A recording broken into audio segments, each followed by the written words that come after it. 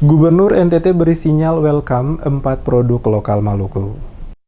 Gubernur Provinsi Nusa Tenggara Timur Victor Bungtil Laiskodat memberi sinyal welcome untuk 4 produk lokal Maluku masuk ke Provinsi Bumi Cendana itu. 4 produk lokal yang siap diterima NTT yakni kain tenun, minuman tradisional sopi, daun kelor, dan daging hewan. Keempat produk lokal tersebut diterima untuk memenuhi permintaan pasar internasional yang saat ini sudah dikerjasamakan antara pemerintah Provinsi NTT dengan beberapa negara Eropa dan Asia. Sinyal positif ini diberikan Gubernur NTT Victor Laiskodat saat menerima kunjungan anggota Komisi A DPRD Maluku dipimpin Ketua Komisi Melkias Frans di Kupang 30 Juli kemarin. Ketua Komisi A DPRD Maluku Melkias Frans mengungkapkan dalam pertemuan dengan Gubernur NTT dibicarakan peluang kerjasama mengingat tingginya permintaan pasar internasional terhadap 4 industri lokal dari Kupang NTT. Untuk memenuhi permintaan pasar internasional itu, maka Gubernur NTT siap bekerjasama untuk produksi lokal minuman tradisional, kain tenun, daging, dan daun kelor yang saat ini banyak diproduksi di Kabupaten Maluku Barat Daya dan Kabupaten Kepulauan Tanimbar, siap ditampung di NTT untuk kemudian diekspor ke negara-negara tujuan. Saat ini NTT memiliki produksi unggulan untuk diekspor yaitu tenun khas NTT, Sofia atau sopi asli, dan sei, ditambah lagi daun kelor untuk diekspor ke Jepang. Sofia sangat diminati negara Rusia untuk bahan baku pembuatan vodka. Daun kelor yang setiap minggunya dibutuhkan puluhan ton oleh negara Jepang termasuk sei dan kain tenun untuk pasaran Eropa.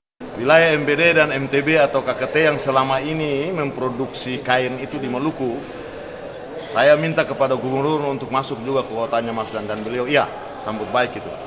Tinggal secara teknis ditindaklanjuti. Yang berikut soal sopi, ya, yang diproduksi di sana saat ini dengan nama Sofia, sopi asli, Kupang NTT. Itu pasarnya dengan Rusia. Jadi sopi-sopi rakyat mereka beli semuanya, lalu diolah ulang, memisahkan metanol racunnya. Dan juga kalau ada karat cara masak yang tradisional, semua dipisahkan lalu muncul sopi aslinya. Akan dijadikan vodka dan juga minuman lainnya. Mereka kerjasama dengan Rusia dan semua produknya akan dibeli oleh Rusia. Dan berapapun yang akan siap untuk mereka beli. Termasuk mereka juga akan menyiapkan program pemberdayaan buat mereka yang masak sopi.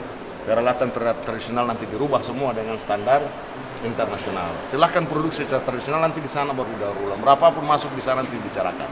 Nanti beliau juga bicarakan dengan Gubernur Maluku soal itu.